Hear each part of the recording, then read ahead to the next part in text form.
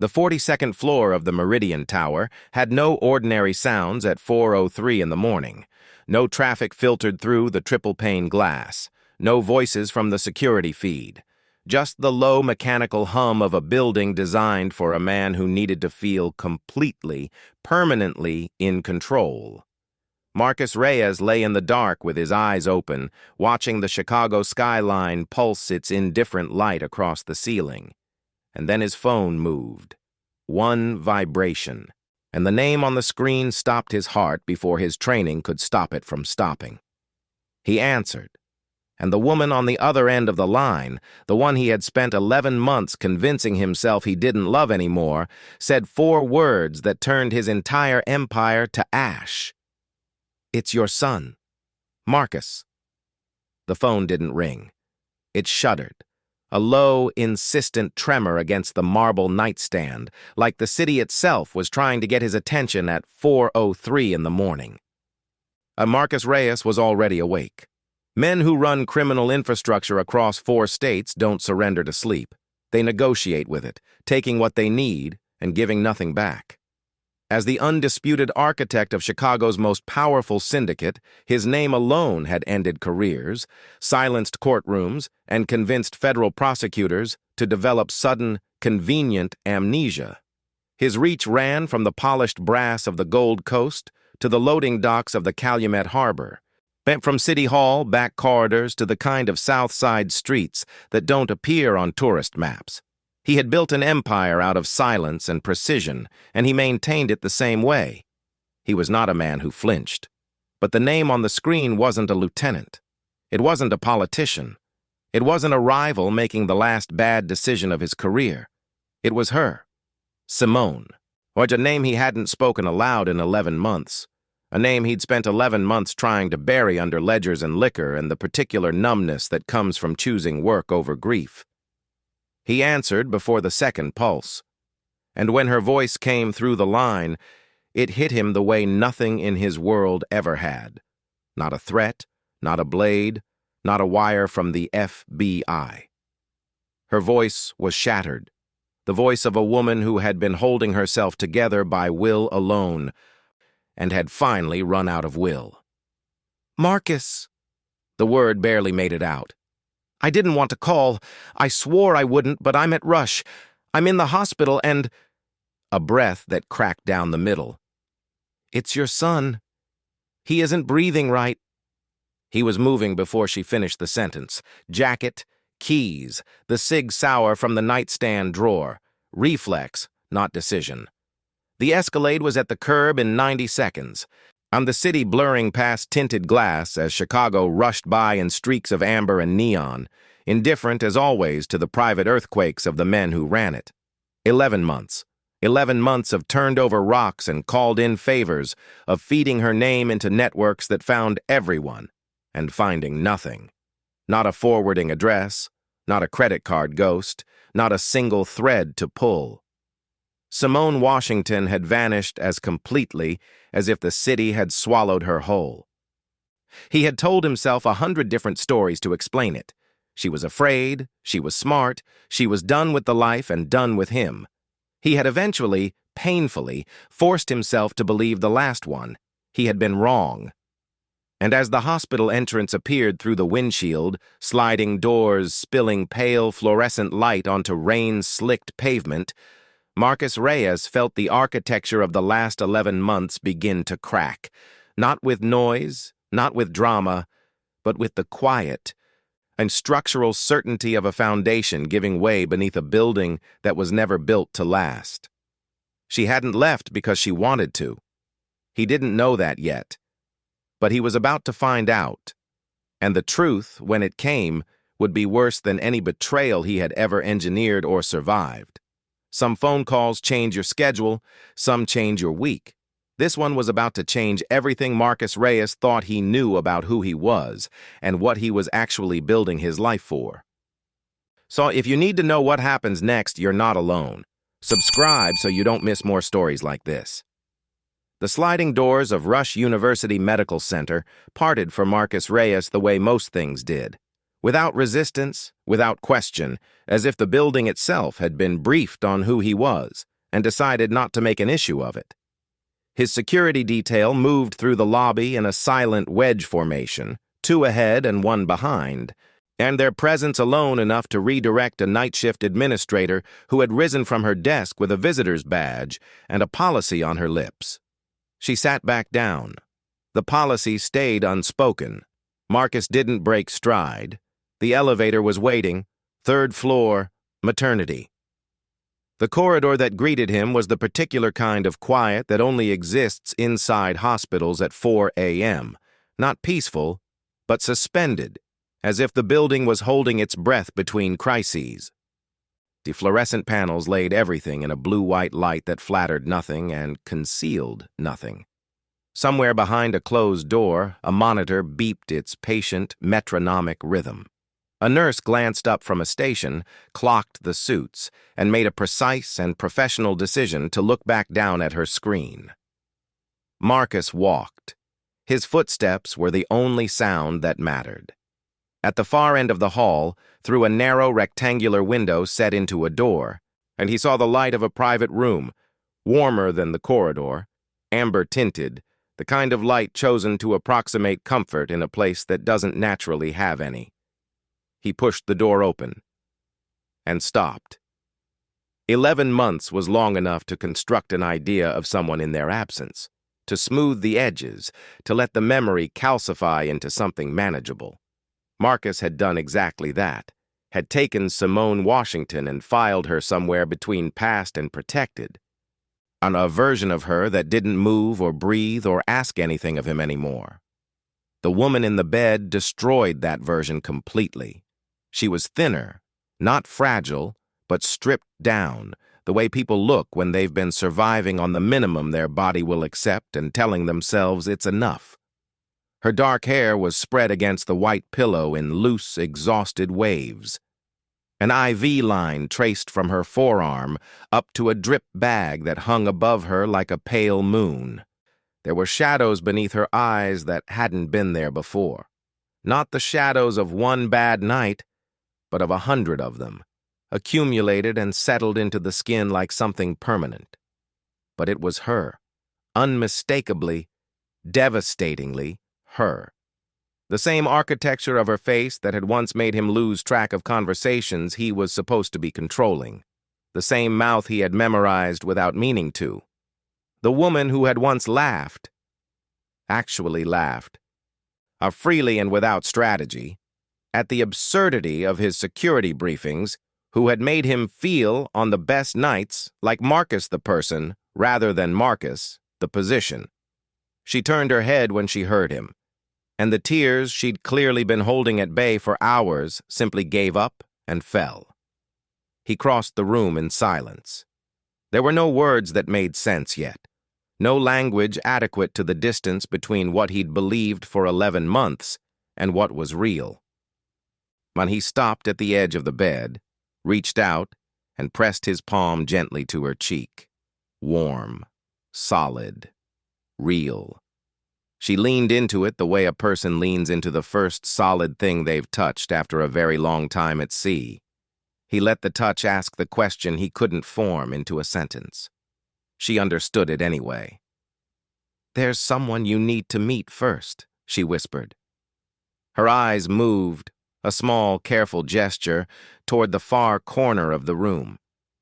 Marcus turned slowly. But he had walked into boardrooms where the wrong move meant a body. He had stood in rooms where every person present wanted him dead and performed the kind of stillness that made them reconsider. He had been, by any reasonable measure, unshakable. He was not prepared for the isolette.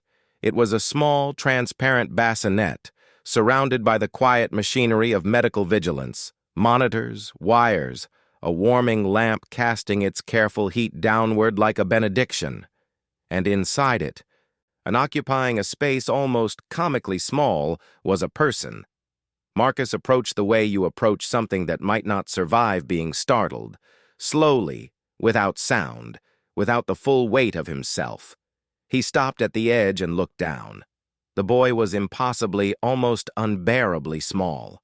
6 weeks premature meant that the world had gotten him before he was quite ready for it, and everything about him still carried that quality, of something not yet finished, still becoming. A sensor patch was taped to his chest, trailing a wire that seemed absurdly thick against the fragility it was monitoring. His hands, were curled loosely at either side of his face, fists smaller than a walnut, as though even in sleep he was bracing for something. But his face was the thing. Marcus had spent 15 years ensuring that nothing could reach him. He recognized that this had just become a lie. The boy had his jaw, that same forward. A stubborn set that photographs and federal surveillance files had documented for years. He had Marcus's brow, the same slight furrow even in sleep, as if the world's problems were worth worrying about even now, and his mouth was Simone's. Full, soft, curved with a warmth that had no business existing in a family like this one. He was a complete human life, miniaturized, wired to machines 6 weeks ahead of schedule, and fighting. Marcus reached into the isolette, not thinking, not deciding. And his index finger found the boy's open fist and made contact. The tiny fingers closed. Automatic, biological, ancient as anything. The grip was nothing, the weight of it was nothing, and it was the most significant thing that had ever happened to Marcus Reyes. It moved through every layer of construction he had spent his adult life installing, found what was underneath all of it, and held on. He didn't move, didn't breathe wrong, didn't look away. Behind him, and Simone's voice came softly across the room, steadier now, as if saying this aloud was the thing she'd been holding herself together to do. "His name is Eli," she said. "He came 6 weeks early. His lungs—" A pause, the briefest fracture. "The doctors said 72 hours, before we know for sure." Marcus said nothing. He simply stood at the edge of the isolette, his finger held captive by a grip that weighed almost nothing and meant everything, and he did not let go. Outside, and Chicago carried on its indifferent business in the dark. Inside this room, at the end of this hall, under the amber light and the quiet beeping of a monitor that measured one small life, the most powerful man in the city stood completely still, completely present, completely undone. The storm of what came next could wait, for now there was only this. He pulled the chair to her bedside the way he did everything, without asking, without hesitation. But he sat in it differently than he sat anywhere else. Not at the head of a table, not behind a desk, just a man in a chair close enough to hear her breathe, waiting. The monitor kept its rhythm. Eli slept. "Why did you leave?" Not an accusation. He'd already decided that before he asked it. Whatever the answer was, it had kept her alive and produced the boy in the corner, and so it was already, automatically, the right answer. He just needed to understand it. Simone looked at her hands for a moment, then at him. 2 weeks before I disappeared, she began, a woman found me outside the Art Institute, after the Thursday evening lecture. I'd never seen her before. She described the woman in careful, preserved detail, the kind of detail you retain when something frightens you badly enough to brand itself into memory. Mid-40s, composed. A gray coat, good shoes, the particular brand of calm that isn't peace, but control. She hadn't raised her voice. She hadn't touched Simone. She had simply fallen into step beside her on Michigan Avenue and begun to speak as if they were continuing a conversation already in progress. "She knew I was pregnant," Simone said. "I hadn't told anyone yet, Marcus, not a single person. I'd taken the test 4 days earlier. I hadn't even—" She stopped, steadied, which meant they were watching me, which meant it came from inside. Marcus said nothing. His jaw had tightened slightly, and the only visible indication that the information had landed. "She gave me a message, word for word, like she'd rehearsed it. Simone's voice dropped, flattening into something careful and deliberate as she recited it. Marcus Reyes doesn't get to have a family. That's not how this works in this organization. Walk away, disappear, and the child lives. Stay, and we handle the problem ourselves. The room held the words for a moment. I didn't leave because I was afraid for myself, Simone continued, and her voice firmed on this. It mattered to her that he understood the distinction. I left because I know you. I knew exactly what you'd do if I told you. You'd go to war. And wars, she exhaled. Wars don't stay between the people who start them. So she had run. False names. Cash only. A small clinic in rural Indiana where a doctor who asked minimal questions had monitored a pregnancy that couldn't afford a paper trail. 11 months of existing in the margins of her own life, loving a child who wasn't born yet, and grieving a man she'd left to protect him. Then Eli had come early. 6 weeks too soon, too fast, in a town too small to handle what was happening, and the choice she'd spent 11 months honoring had collapsed in a single terrible morning. Stay hidden, or keep her son alive. She had chosen her son. She had called Marcus. The silence that followed was its own kind of full. Then, quietly. Who sent her? Simone hesitated. Just a breath. But he caught it. Before she walked away, she said. She said his name. Castillo. Like she wanted me to know who was actually in charge. Marcus went completely still, not the stillness of shock. The stillness of a man whose internal architecture had just shifted, silently, permanently, the way foundations move before anything above them shows the damage. Victor Castillo, 15 years, his right hand. And the man who had stood beside him at his father's funeral and told him the organization was his birthright and his burden, and that he would never carry it alone. Marcus stood, walked to the window. Chicago spread itself below him in the early morning dark. The same skyline he had looked at for 15 years and seen as proof of something, his reach, his design, his. He looked at it now and saw something else entirely, not an empire, a cage. And the man who built it hadn't been his enemy. He'd had a key the whole time. The family waiting room on the 3rd floor was designed for grief. Muted colors, soft chairs, a coffee machine that had long given up producing anything worth drinking. At 5:47 a.m., it was empty. Marcus sat in the corner farthest from the door, his laptop open, his phone pressed to his ear, his voice barely above the frequency of the ventilation system. I need inside the administrative server, he said. Level 3 clearance. I use my credentials. On the other end, his tech operative, a man who had never once asked why, was already working. 30 seconds. Then, you're in. Marcus set the phone face down on the chair beside him and began to move through the organization's internal architecture with the quiet efficiency of a man who built it and therefore knew exactly where the bodies were buried. He wasn't looking for bodies tonight. He was looking for something worse. The file wasn't hidden. And that was the first thing that registered, a cold, clarifying detail. It wasn't encrypted beyond the standard clearance protocols. It wasn't buried under shell folders or scrubbed from the index. It sat in the administrative archive with the patient confidence of something its creator never expected to be found. Containment. Reyes exposure. Time stamped.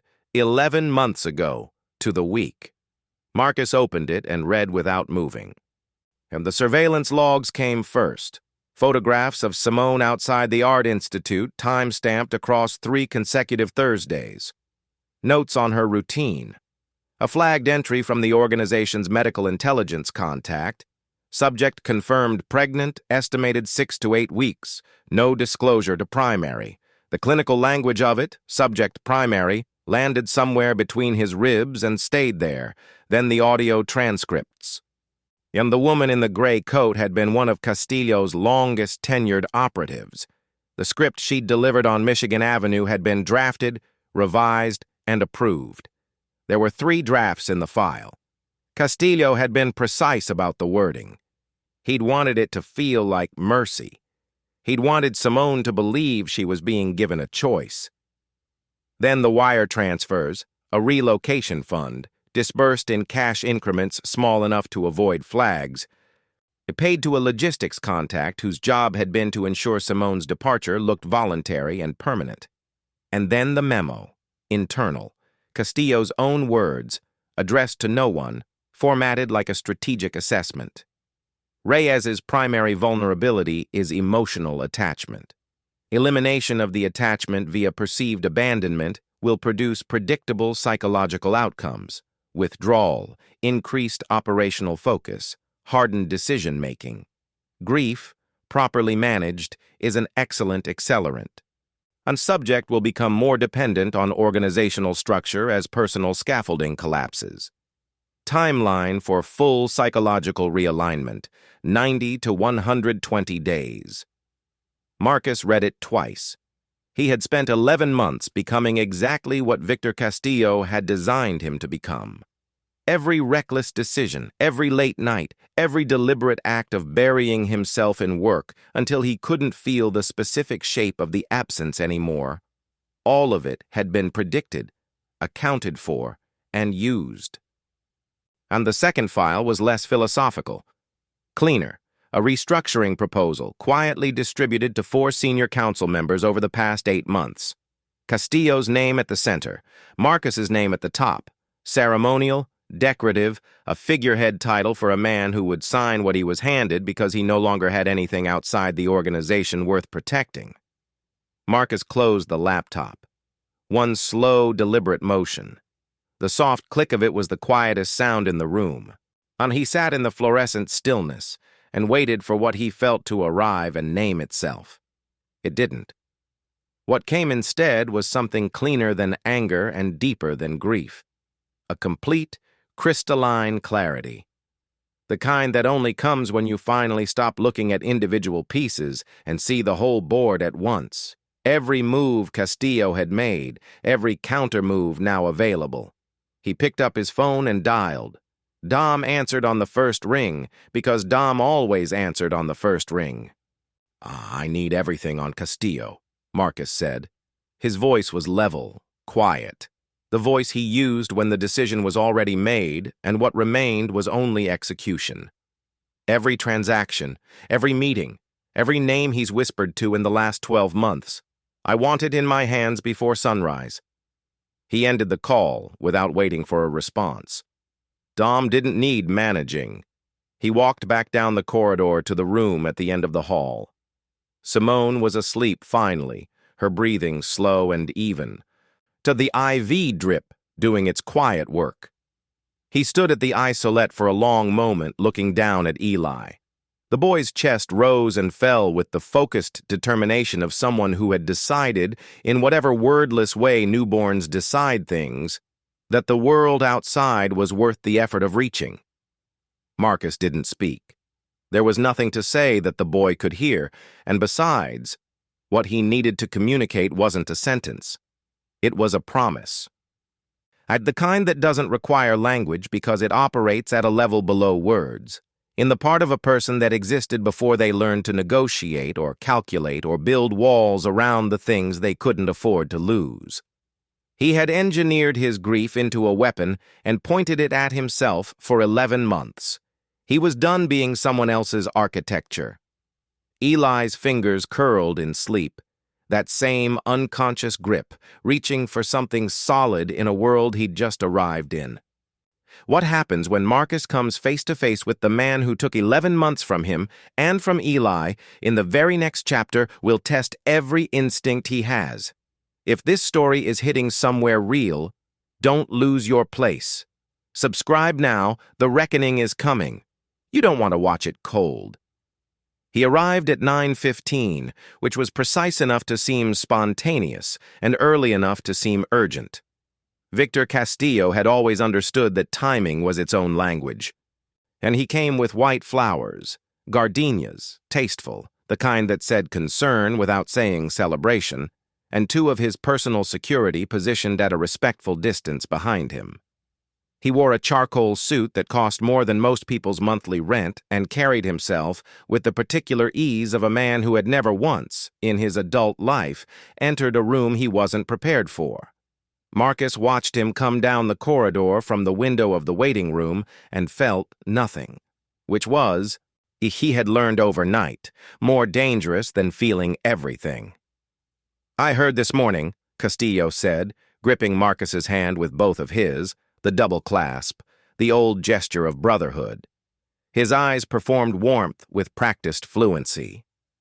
"I came immediately. How is she?" "Stable," Marcus said. "Both of them." "Good." A slow nod, solemn and relieved in perfect proportion. "That's good, Marcus." He asked to see the boy. Marcus led him to the window that looked into the room where Eli slept in the isolette, Simone resting in the bed behind him. Castillo stood at the glass with his hands clasped, his expression arranged into something that resembled tenderness. He studied the infant the way a man studies a complication.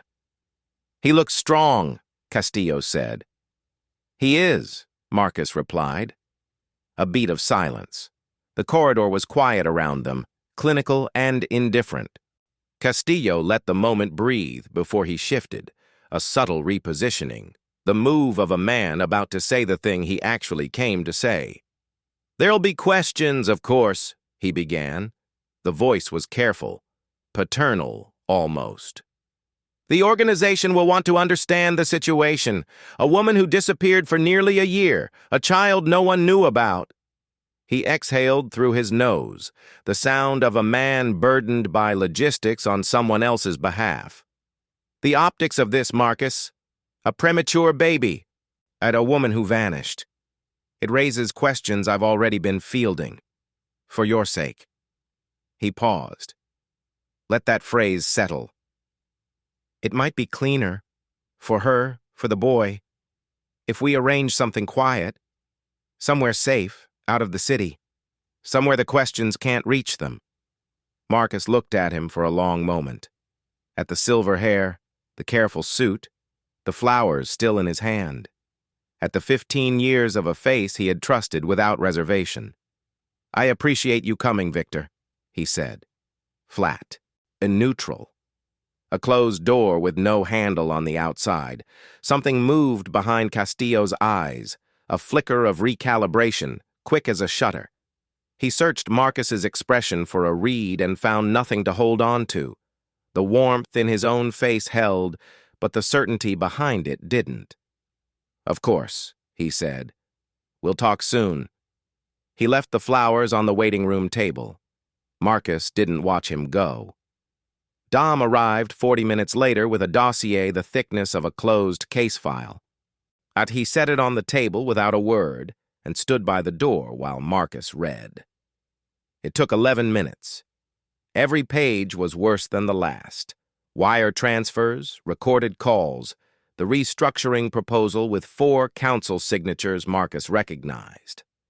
Every thread pulled tight and led to the same place. He closed the folder, set it flat on the table, looked through the corridor window into the room where Simone was finally, carefully, holding Eli for the first time. The infant's face turned toward her neck, his fingers spread against her collarbone like he was learning the geography of safe. Marcus picked up the folder and stood. The architect was done building. It was time to demolish. The neonatal team came at 7 a.m. on the 3rd morning. A lead physician and 2 residents who moved with the particular efficiency of people delivering news they'd made cautious peace with overnight. They checked the monitors, reviewed the numbers, conferred in the shorthand of their profession, and then the lead physician turned to Marcus and Simone with something that wasn't quite a smile but was adjacent to one. "His oxygen saturation has been consistent for 14 hours, she said. "The lung function is responding. We're not out of the woods, but we're encouraged." She said more after that. Follow-up timelines, monitoring protocols, words that mattered and that Marcus filed away with precision. But what he heard, beneath all of it, was the sound of the 72-hour window closing without taking anything with it. Eli was still here. When the doctors left, the room settled into a quiet that felt different from all the previous quiet. Lighter somehow, as if the air had been holding tension on their behalf and had finally been permitted to release it. Morning light came through the blinds in pale horizontal strips. The monitors beeped their steady, now familiar rhythm. In the isolette, Eli's color had shifted overnight from the frightening translucence of his first hours to something warmer, more insistent, more present. Marcus sat at the edge of Simone's bed. She was watching her son with the expression of a woman who had been rationing hope for so long that having more of it than she needed felt almost disorienting. For a few minutes, neither of them spoke. It was Simone who broke it. She turned from Eli to Marcus, and when she looked at him, and the softness in her face reorganized itself into something quieter and more resolute, not hard, but load-bearing. "I didn't call you," she said, "so you could protect us inside the same world that made us a target." She held his gaze, didn't rush it. "I called you because Eli deserved to know his father. That's the only reason. But I will not raise him inside your empire, Marcus. I won't do it." She wasn't delivering a threat. He could hear the difference. Had always been able to, with her. This was something older and more immovable than a threat. This was a woman speaking from the absolute bedrock of herself, from the place where the 11 months and the hiding and the rural Indiana clinic and the morning Eli came too early had burned everything negotiable away and left only this. "Not your involvement," she continued. "The organization, every ledger, every contract, every arrangement that lives in the dark. Clean hands, completely, permanently clean, or we disappear again. And this time you won't spend 11 months looking. You'll spend the rest of your life knowing you chose wrong." The room held it. Marcus looked at his son, at the small chest rising and falling with its new, hard-won steadiness. He thought about a finger grip that weighed nothing and had rearranged everything. "How much time do I need?" he asked. "However long it takes," she said. "But it starts today." He nodded. Once. As the kind of nod that isn't agreement so much as recognition, the acknowledgement of something that was already true before it was spoken. The decision had been made 3 nights ago in the dark, beside an isolette, when a boy who didn't know his name yet had reached out and held on. He just needed her to say it out loud. Marcus stood, took his phone from his pocket and scrolled past every number he would normally call. Past Dom, past his South Side lieutenants, past the men whose job was to solve problems with finality. He dialed his attorney, then his financial auditor. Both calls were answered. Both conversations were brief. Both ended with the same instruction, delivered in the same level, unambiguous tone. "We're beginning the process, all of it, tonight." He set the phone down on the windowsill and looked out at Chicago in the morning light. The great dismantling had begun. The restaurant had no sign outside. It didn't need one. And for 30 years, the private dining room on the 2nd floor of a Gold Coast building that officially housed an importing company had served as the organization's inner sanctum, the place where the real conversations happened, where the real decisions were ratified, where men came to understand their standing in the world Marcus Reyes had built. He arrived at 8, alone, no dom, no security. But no one positioned at the door, or in the stairwell, or at the bar downstairs with an earpiece and a jacket that hung wrong. Just Marcus, in a dark suit, climbing the stairs with the unhurried composure of a man who has already won and is here only to deliver the paperwork. Castillo was already seated. He had ordered wine, a Barolo, good vintage, the kind of choice that communicated ease. He rose when Marcus entered, and his expression performed its familiar welcome. Warm, paternal, but the face of a man who had nothing to hide because he had hidden everything so well. He registered the absence of security and filed it. His own 2 men remained outside the door. His expression didn't change, but something behind it made a small, careful adjustment. Marcus sat, didn't touch the wine. He reached into his jacket, produced a folded document, a single page, printed clean, and set it on the table between them without comment. Castillo looked at it, didn't reach for it immediately. That when he did, he read slowly, and Marcus watched the performance of his face with the detached attention of an engineer reviewing a structure he designed and has decided to bring down. Confusion first. Genuine, briefly. The document was a summary, precise, and sourced, and its existence meant something Castillo needed a moment to process. Then calculation, the eyes moving slightly, running alternate scenarios. Then, finally, the mask didn't fall so much as exhaust itself. What replaced it was almost honest. "I did what I did to make you great." His voice was measured, steady. The voice of a man who had rehearsed this conversation, just not in this context. "She was making you soft, Marcus. You were losing your edge, your focus. You were becoming someone the organization couldn't afford. I did what you couldn't do for yourself." He leaned forward slightly. The organization needed the architect, not a father. Marcus let it finish, and let the silence after it do its work. "You were right about one thing," he said. His voice was quiet and absolute, the voice he reserved for things that didn't require emphasis because they were simply true. "She did change me." A pause.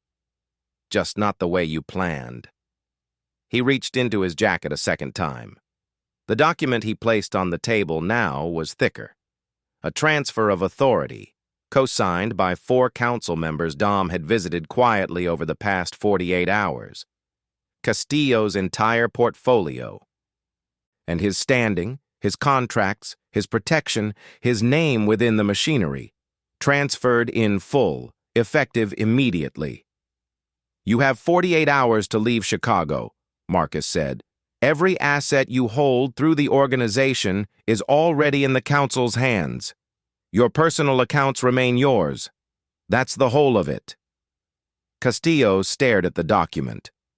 A long moment passed in which Marcus watched him understand that there was no counter-move, not because Marcus had anticipated them all, which he had, but because Castillo had built his power entirely inside a machine that Marcus had just switched off. Without the organization, Victor Castillo was just a man in a good suit. He stood slowly, adjusted his jacket with the deliberate care of someone performing composure for an audience of 1, looked at Marcus with something that might, in a different life, have been respect. "You'll regret the mercy," he said. Marcus looked at him, unhurried, settled, done. My son will never know your name," he said. "That's not mercy, Victor." A beat. "That's victory." Castillo walked out. His footsteps descended the stairs, crossed the floor below, and were gone. Marcus sat alone in the dining room. The wine breathed untouched in its glass. The city moved beyond the darkened windows, indifferent and continuous. He remained still for a long moment, not processing, not planning, just present inside the particular quiet of something finished. And then he took out his phone and called Simone. She answered on the second ring. "It's done," he said. A silence on the line, soft, full, the kind that doesn't need to be filled. "Come back," she said. "Eli's been awake for an hour. I think he's been waiting." Marcus stood, buttoned his jacket, and left the room without looking back. It took 3 weeks. It felt like 3 years. Empires, Marcus discovered, don't dismantle cleanly. They resist, not with sentiment, but with the accumulated inertia of 1,000 interconnected obligations, each one load-bearing, each one requiring its own careful extraction before the next could be touched. Pull the wrong thread in the wrong order, and the whole structure collapsed on everyone still inside it. He pulled them in the right order. The legitimate holdings went first, the construction subsidiaries, the logistics companies, the restaurant group that had served as the organization's most photogenic front for a decade. Transferred to independent management via his attorney, the paperwork clean and sequential and entirely defensible under scrutiny. Silent partners were bought out at figures generous enough to guarantee their silence and their signatures. A federal informant file that had been quietly leveraged for 6 years was neutralized through a series of legal maneuvers that his counsel had prepared for a contingency Marcus had never, until now, actually planned to use. The darker architecture took longer, and the foundations and real estate trusts that absorbed the organization's less documentable revenue required a particular kind of patience. The money had to move slowly enough not to attract attention and completely enough to leave nothing behind.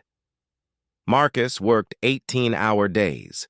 He slept in the penthouse when he slept at all, and ate whatever Dom put in front of him without registering what it was. There were 3 attempts on his life.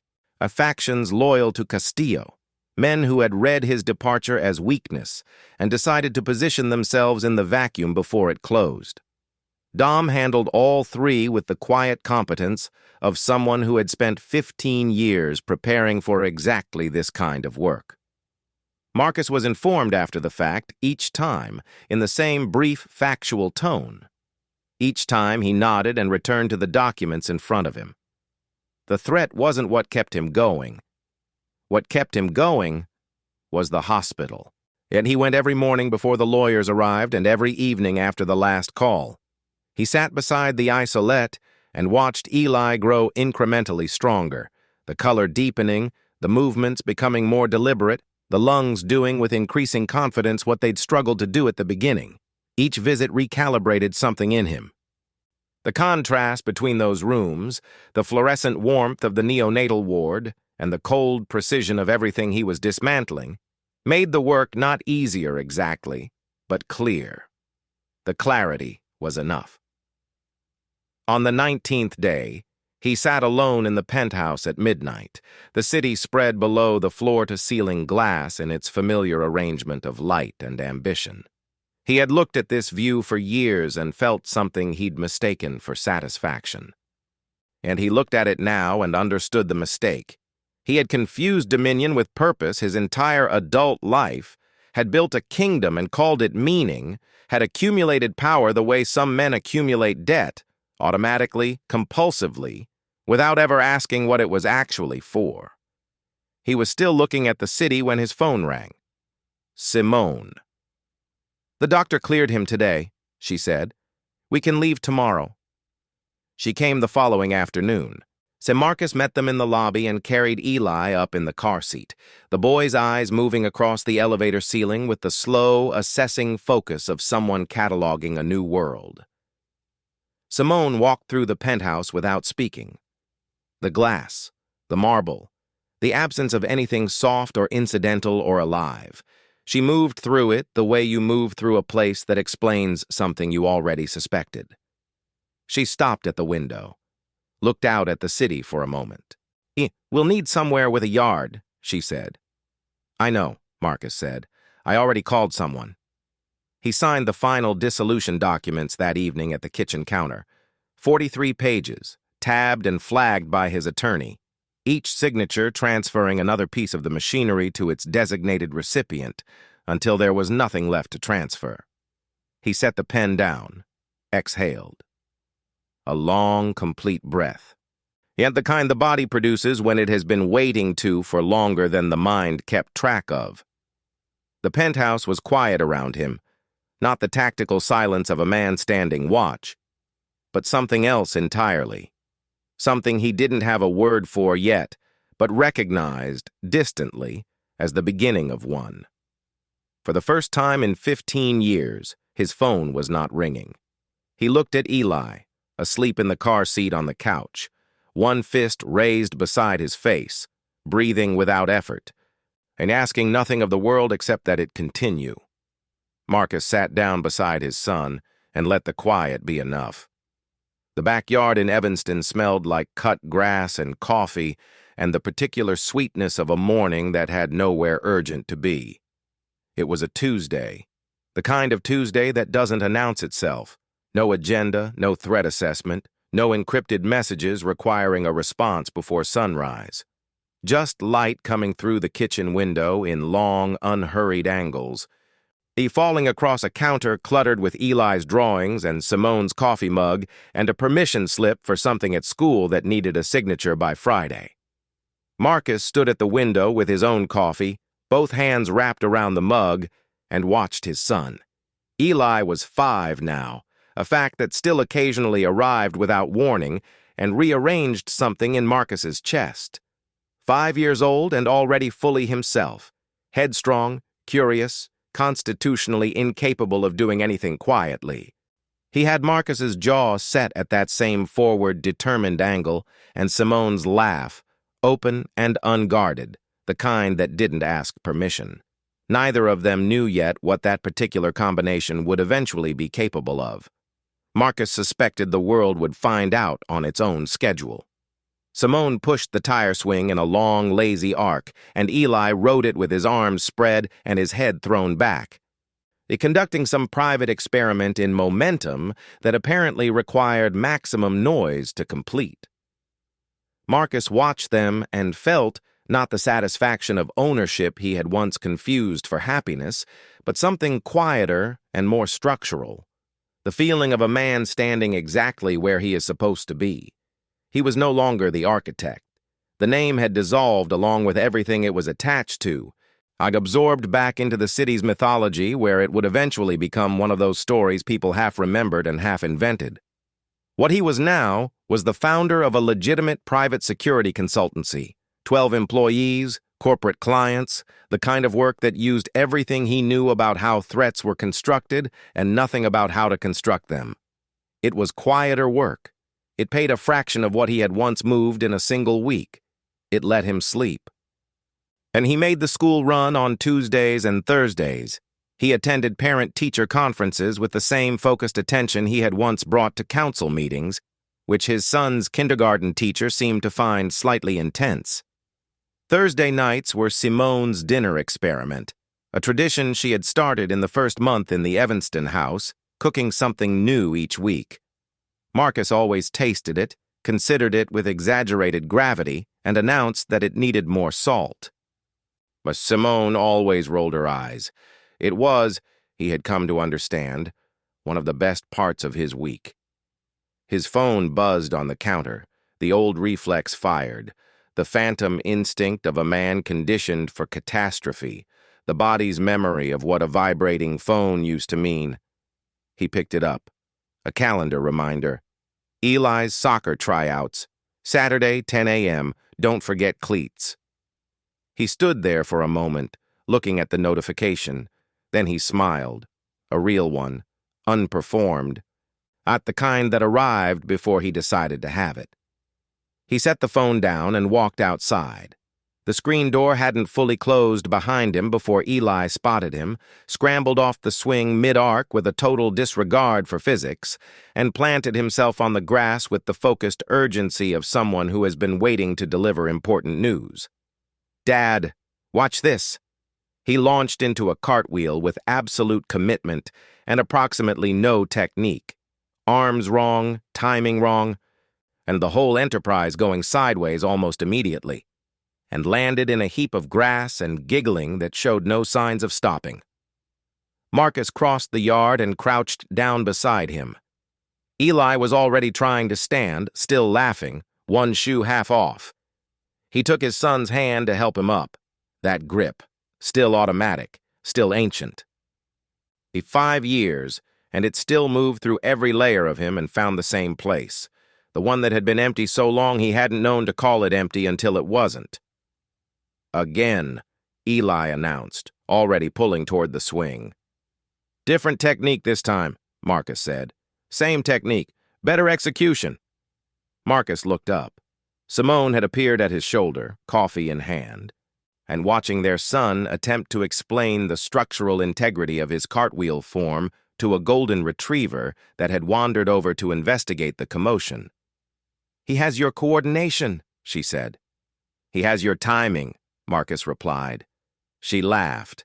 That same laugh, still open, still unguarded, the one he had once heard across a crowded room and understood on some cellular level that he was in significant trouble. He turned and caught it with a kiss at her temple. She leaned into it. Just slightly. The way you lean into something solid when you've been choosing it long enough that it finally feels like home. The empire he'd built over 15 years had crumbled, and no one who mattered mourned it. The one he'd built over 5. This one, with the tire swing and the Thursday dinners and too many soccer cleats by the front door and a small boy who greeted every morning like it owed him something, this one would last. Because this one had been built for the right reason. Not to be untouchable, just to be worthy of what was his. If this story found you at the right moment, if Marcus and Simone and that 4:03 a.m. phone call reached something real in you, then you already know this isn't just a story about the Mafia. It's a story about what we choose when everything else falls away. About the people we almost lose because we built walls instead of doors. About the phone call that changes everything if we're brave enough to answer it. The stories like this one exist because of people who show up, who stay, and who feel the weight of a father crouching in a backyard and know exactly why that moment matters more than any empire. If you want to be first when the next story drops, the next man at the edge of losing everything, the next impossible choice, the next 4 a.m. that rewrites a life, subscribe now. It costs you nothing. It means everything to the work. Now, the next story is already being built. Don't miss it.